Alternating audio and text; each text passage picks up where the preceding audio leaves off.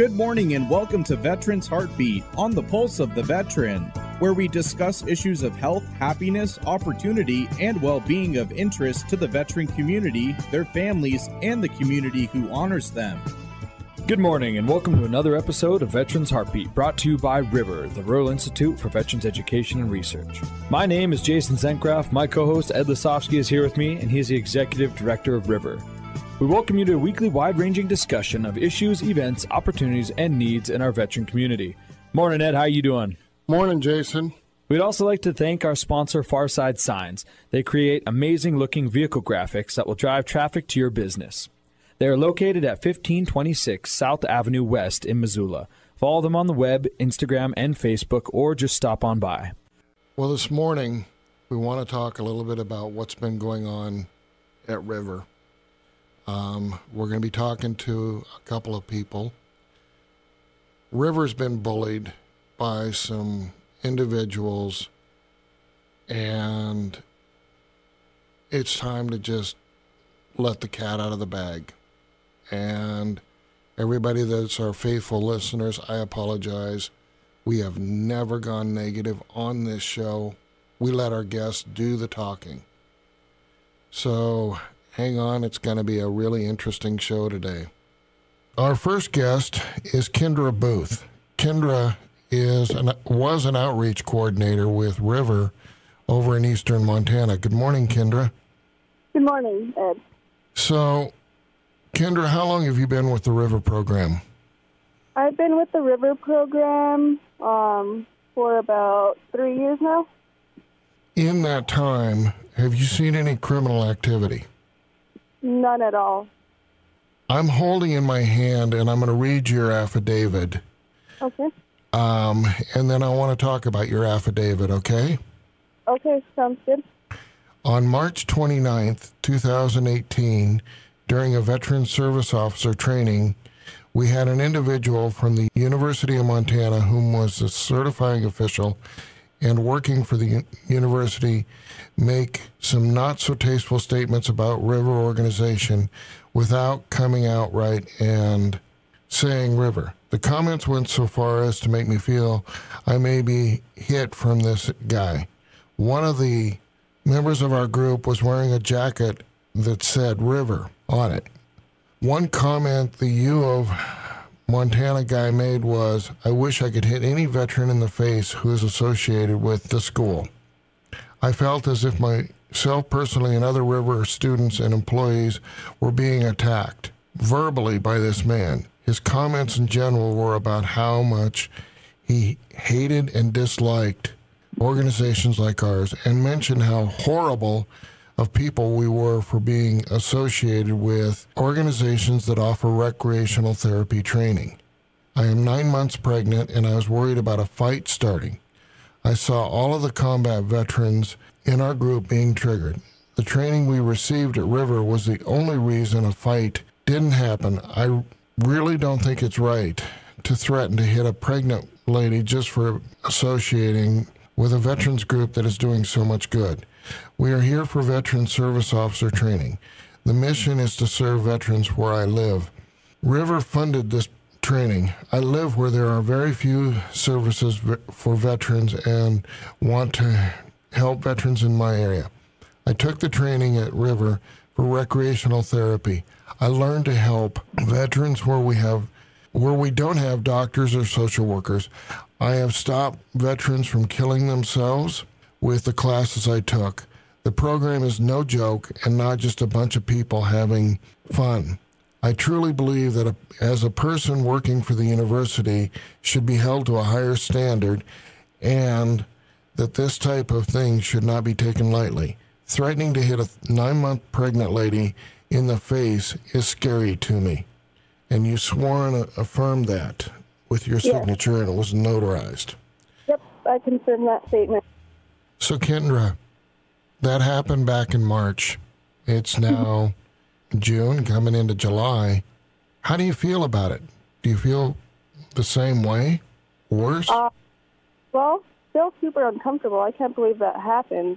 You know, like, this is somebody that's supposed to be professional in their job, and I'm just thankful that we all got the training that we did, or else there would have been a fight. It was just not good. Well, the individual was Darrell Lee from the Veterans Office over at the University of Montana. Mm-hmm. And I forwarded your statement to President Bodner. Did he reach out and talk to you about this at all, or anybody from the university? Nope. During the training, were there only River people there, or was there other individuals? Classroom was full of people from all over the state. All over the states or all over the United States? All over the United States. What was the other non-River people's reaction that you saw? They knew that they were talking to us as well. A few of them even mentioned it to us, like, oh, he was totally ganging up on you guys. They all knew. Everyone knew. It was directed towards us. So what's your opinion on recreational therapy? I think it's great. Had nothing bad said about it ever. Only good, positive outcomes. It was really helping us over here. It was helping our veterans get together with other veterans, you know, be able to relax, get away from their family for a minute and all their stress, and just go hang out with other veterans that have experienced the same thing they have. The training that you took, how did that help? I understand you're starting another nonprofit over there. Is that correct? Yes. And how did the training that you took help you be able to do that? It gave us all we needed. Like, we learned from this organization on how to build it, how to start it, how to get out there and get grants and to do it right. And it just really helped us to reach out to the community as well. Like, show our name, give them our name and who we are, what we're about. It's really cool. So you're actually doing what the program was designed to do. Exactly. Yep. Well, you know, River over in Missoula has been under attack. We've had a number of conversations about that. Yes. I'm going to read from a flyer that is all over Missoula, and I want to address some of this, okay? Okay. Remember when we went, for the listening audience, when we went to New Zealand to speak at the International Association of Suicide Prevention, a group of individuals put up a flyer that said that we were going out of business. And I'm going to read straight from the flyer, and I'm sure our producer's going to have to bleep out some of this. It talks about going out of business, and it has a picture of Humpty Dumpty sat on a wall. Humpty Dumpty had a great fall. And that's right, we at River, and then they have in parentheses of turd, have come to the decision that our plan just isn't working. Due to the lack of qualified and or trained personnel, numerous unethical criminal behavioral violations, and our me-first financial focus, we cannot keep our mission and vision of counseling and training and taking GI Bill money from veterans and other businesses in the community. So with great sadness, we are going to try and get what we can while the getting is good. And it was brought to you by Two Hole Stranger and the Legion of T. A. I. N. T. Now, you've never seen any criminal activity. No. You've been trained in how to read the rules that you have to follow with the VA. Yep. So they're talking about in this going out of business flyer that got distributed while we were off in New Zealand about keeping GI Bill money from veterans, or I don't know what the hell they're saying, but it sounds like they think that we're trying to rip off the veterans. Is that your opinion over there in Sydney? No, I don't even see how you guys would have been doing that, honestly. Well, one of the things that we've been called into question is the fact that we give institutional aid. You received it, is that correct? Yeah. And your boyfriend, who is a veteran, who also attended the school on a GI Bill fund, also got some institutional aid, tuition assistance, correct? Yeah. Did you guys have to pay out of pocket any money? Never.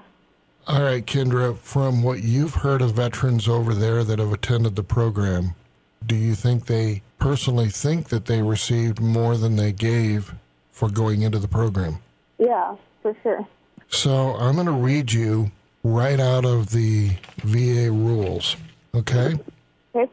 Prompt refund. In the event the veteran, spouse, or surviving spouse or child fails to enter the course or withdraws or is discontinued therefrom at any time prior to completion of the course, the unused portion of the tuition fees and other charges paid by the individual shall be refunded promptly. Any institution which fails to forward any refund due within 40 days after such a charge in status shall be deemed a prima facie to have failed to make a prompt refund as required by this paragraph.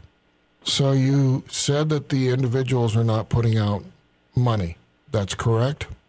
Yeah, that's correct. We're applied everything we need. So River going out and getting private donations and making sure that you guys aren't paying out of pocket, why would any individual be owed a refund? There's no reason because we're not paying out of pocket, so that wouldn't make sense. The only one that would be owed a refund would be the VA, correct? Yeah. And if the VA doesn't bill the organization, there is no refund owed. Mm-hmm. I'm just trying to figure this one out. Right. Well, that was really eye-opening to some of our listeners of having somebody that is backing up her affidavit that she felt threatened. And we have on the phone right now B.J. Houchin, who is the other one of the outreach coordinators and also a combat vet. Good morning, B.J. How you doing this morning? Good. How you guys doing? We're hanging in there. Can you give the audience a little bit of your background on your military service? I know you were injured, so go ahead. Yeah, I was 163rd Infantry Battalion out of Montana. 2004, we got in boots to the ground. I think it was December of 2004 in Iraq, maybe late November. But, we did see a lot of combat, a lot of IEDs, small arms, sniper fire, every which way it seemed like. And then September 6th of 2005, I was in Hawija, Iraq, and I took a shrapnel from an IED hanging from a tree. And, it was just a lot of combat, and it didn't get any better after that. And, when I came back to Montana, especially eastern Montana, there was absolutely nothing for us. And, when Ed Lasofsky came to me 3-4 years ago, something like that, I can't even remember. It's been so gosh dang long. But, I joined the River program, and just the changes that it made in my life and opened my eyes to so many other things. And then you have to fight for other veterans to have the same quality of service that was given to you. You know what I mean? I just don't understand what's going on with people wanting to fight with River and, this way and that way. I don't really know all the details of it, but I know I think it's just a bunch of BS, and they need to grow up. And, there's been plenty of veterans that have been through the program that absolutely love it. And why don't you go talk to them people if they want to talk to some veterans that have actually had a great experience from River, and instead of just trying to nitpick and find things that aren't just true at all or whatever it is, I just want this River program to really prosper, and there's no reason why it shouldn't. There's so many opportunities with this River program that people just got to take advantage of. I don't think the first year, what was it? I was pretty proud of that. I think it was maybe the first 10 months, first year, I didn't miss a single class. I learned so much about myself and learned so much how to deal with my family, with the problems that I had when I came back. These people, they got to understand when they join the River program, the tools are given to you. You can't just expect to get a leg up from the River program. You got to pick yourself up. and the River program will help you, show you ways and techniques on how to do that. And so I'm just confused on why everything has got to be the way it is right now. But Ed, I couldn't thank Ed enough for all the stuff you've done for me and my family, and same with Jason and Fez, and Connor's not with us anymore, but he was a really great person to work with. And yeah, this program is absolutely amazing. We just need to get it going, and we can't be slowing down anymore, any more than what it has been. So you've had a lot of good training out of this program, but have you had students get disenrolled from River because they have not academically measured up? Yeah. How much opportunity do these students have before they get academically disenrolled? Oh, all you have to do is a phone call. All it is a phone call. I need some help with this. You know what I mean? I need to talk to Ed about this or Fizz about that. I've been kind of, like a lot of my guys, a lot of my veterans are, you know what I mean, are in a from 4 o'clock in the morning to 7, 8 o'clock at night job. And so a lot of them times it's hard for them to get to class, but I find times on the weekends for them or on their times up where they can catch up. But if they have any problems with anything, all it is a phone call. Then all I have to do is call Ed and Jason, and they have every opportunity to get everything done, whatever they need to do. So let's talk about the students that we do take in, okay? Mm-hmm. Mm-hmm. We'll take in the students that nobody else wants. Is that correct? Yeah. Students and veterans that, that no one wants to do with any of them, I'm working with a guy over here who was put on hospice a couple months ago, and he's a Vietnam vet and just wants someone to hang out with. He does have a pass, but even you can tell when the hospice nurses come in, like, they don't really want to be there. You know what I mean? So we're doing things above and beyond what a lot of organizations that are supposed to be doing do. I'm fishing with this guy at least every other day. Take him down to the river bridge, talk about his family and the stuff, and yeah, we have a lot of good conversations. And a lot of the veterans, is the guys that no one wants. One of the first things that we taught you was peer-to-peer counseling. You got any comments on how that's worked out for you?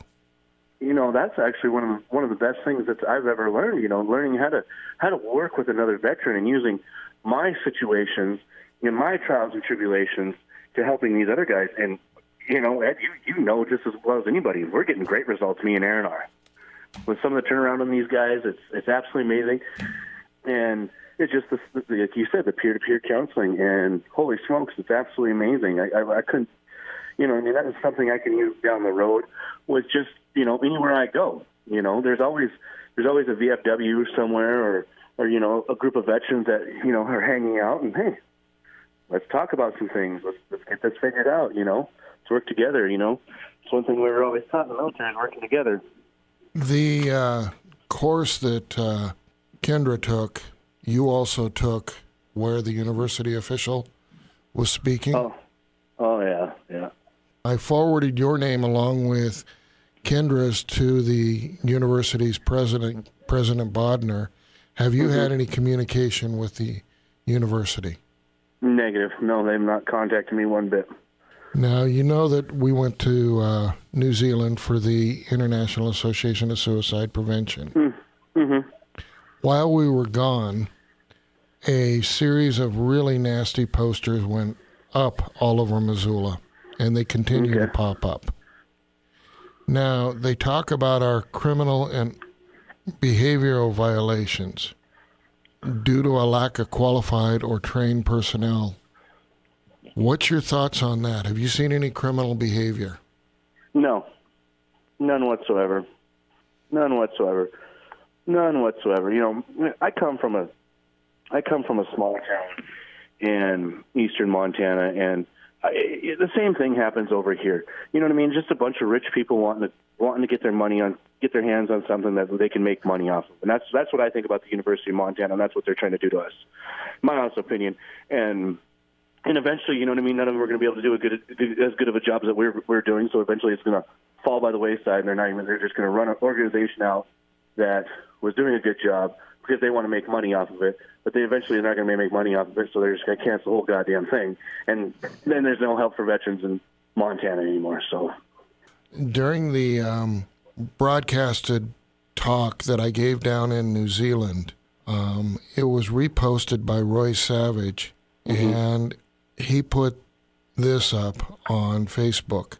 This effing piece of S claims stolen valor.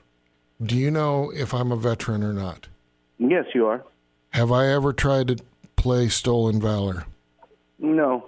You told me, like, within the first 5 minutes I was talking to you the first time that you were never a combat vet and stuff like that, but a veteran's a veteran, and, you know, we're learning that one way or another, you know what I mean? Like, with some of the, you know, there's some of the stuff that we've seen when being in the program.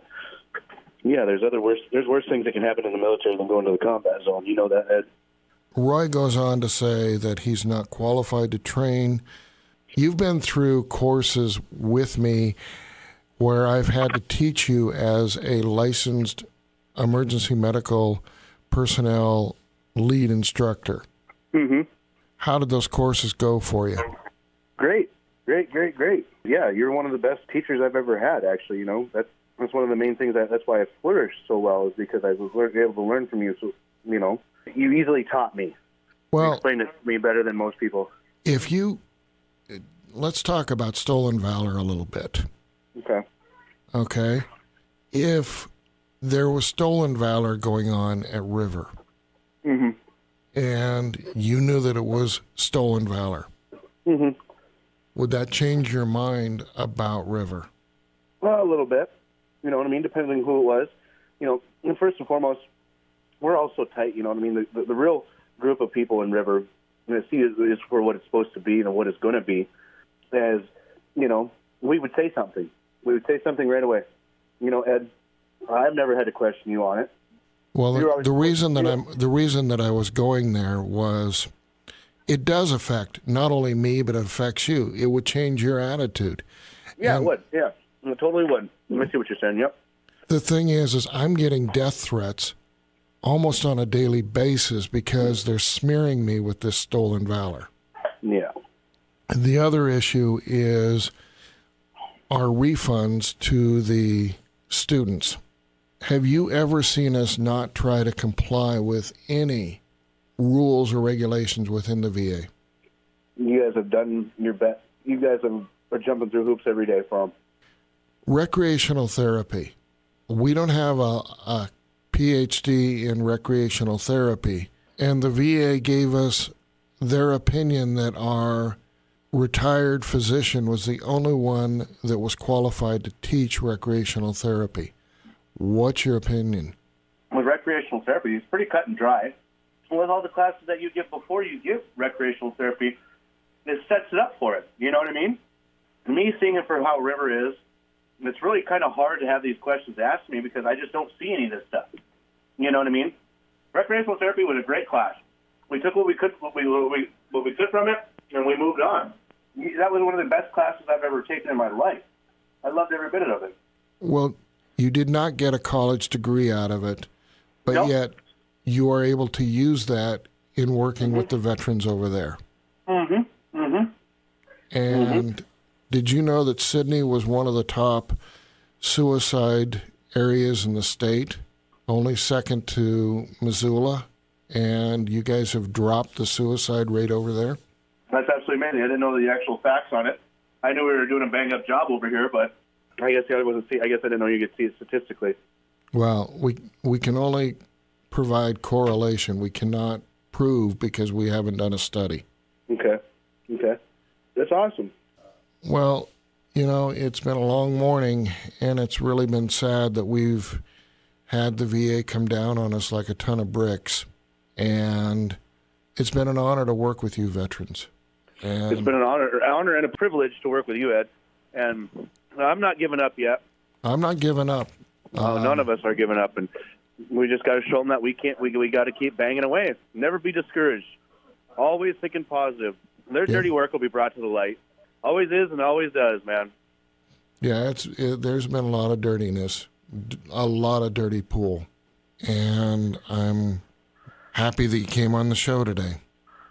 Well, thanks for having me, Ed, and, we'll just keep banging away, and we got to stay positive, and we'll get this ball rolling again for sure. All right. Thank you. So thank you very much for listening to Veterans Heartbeat. We'd not be able to bring it to you without all the support of the listeners. And thank you again to Farside Signs for sponsoring the show. If you do need a unique vehicle design, swing on by and check them out. Also, thank you to our main sponsor, River. River has an array of services such as veterans-focused education, a vestibular disorder clinic, and now non-pharmaceutical treatments for pain, anxiety, and depression. Check them out on Facebook or on the web at riverofchange.org. Lastly, we'd like to show our appreciation to all of our veterans. Thank you for serving our country and keeping it safe.